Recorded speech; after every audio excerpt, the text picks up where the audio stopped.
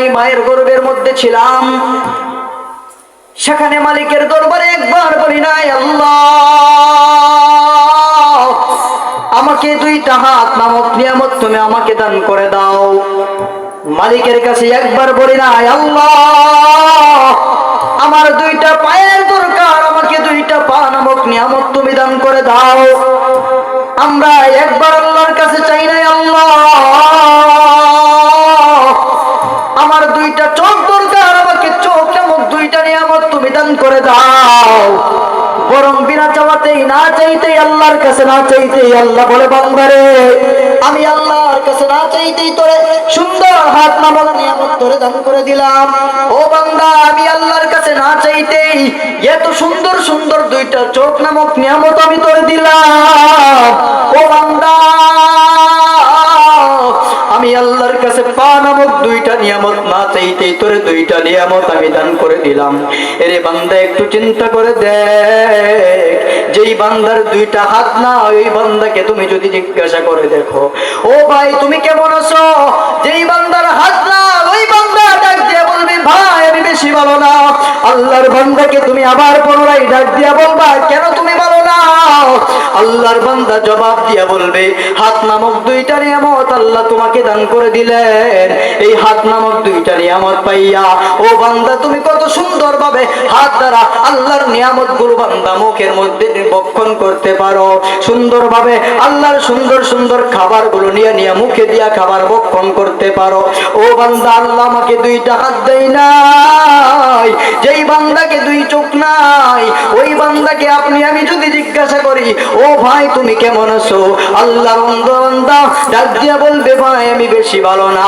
ডাক দিয়া বলবে তুমি কেন ভালো না, আল্লাহর বান্দা ডাক দিয়া বলবে ভাই আমি বেশি ভালো না। তার কারণ হলো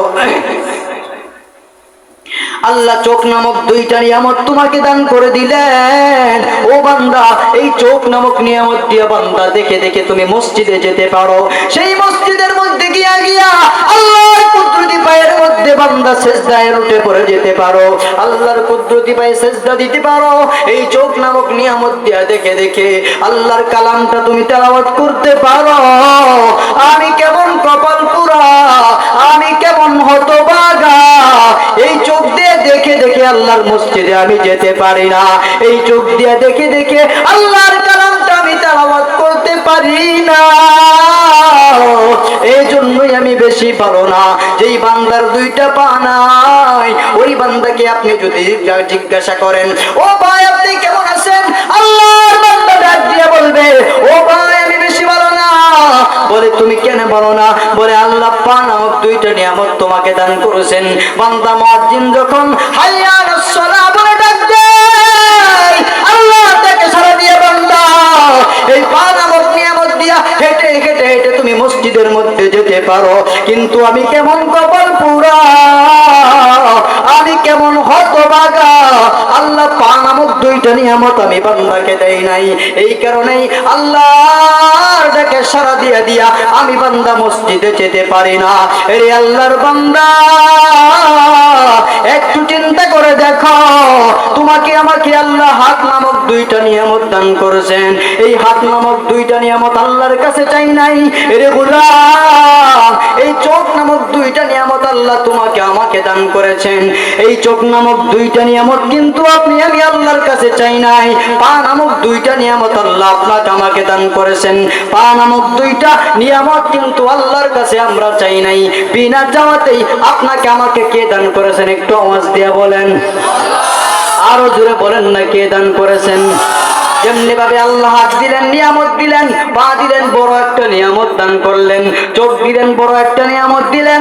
হাত আছে চোখ আছে দেখি তো আমরা মাহফিলে আসতে পারলাম, পা আছে দেখি আমরা মাহফিলে আসতে পারলাম।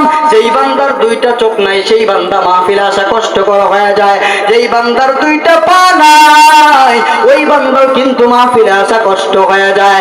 বান্দা আল্লাহ আপনাকে আমাকে কত নিয়ামত দান করলেন, হাত দিছেন কিন্তু আল্লাহ মাহফিলে আনলেন, পা দিলেন আল্লাহ মাহফিলে আনলেন, চোখ দিয়ে আল্লাহ তাআলা আমাকে আপনাকে কত বড় নিয়ামত দান করলেন।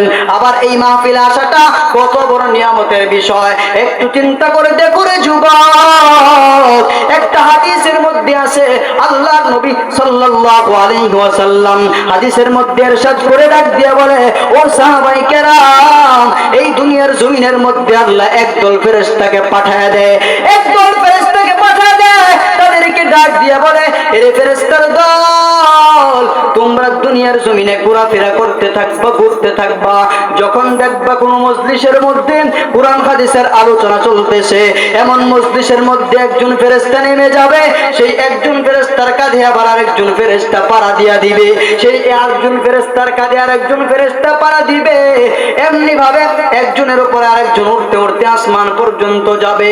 আল্লাহর ফেরেশতার দলগুলো এমন মজলিসের মধ্যে যখন চলে আসে, একজন ফেরেশতার কাঁধে আরেকজন পাড়া দেয়, আবার আরেকজন ফেরেশতার কাঁধে আরেকজন পাড়া দেয়, আরেকজনের কাঁধে আরেকজন পাড়া দিয়া আসমান পর্যন্ত যায়। আল্লাহ এবার ডাক দিয়া বলে, রে ফেরেশতার দল, তোমরা কোথা থেকে এসেছো? আল্লাহর ফেরেশতার দলগুলো ডাক দিয়া বলে, আল্লাহ, ওই যে গফরগাঁও একটা মাহফিল হইতেছে, সেই মাহফিল থেকে আমরা আসছি রে আল্লাহ। আল্লাহ এবার ডাক দিয়া বলে, ফেরেশতার দল, সেখানে কি চলতেছে? ফেরেশতার দলগুলো ডাক দিয়া বলেন, ও আল্লাহ, একজন বক্তা কোরআন হাদিসের আলোচনা করতেছে, আর অনেক মানুষগুলো আরামের ঘুম হারাম করিয়া সেই মজলিসের মধ্যে বসে কোরআন হাদিসের আলোচনা শুনতেছে। সুবহানাল্লাহ বলেন, আরো জোরে বলেন না সুবহানাল্লাহ। আল্লাহ এবার ডাক দিয়া বলে, রে ফেরেশতার দল,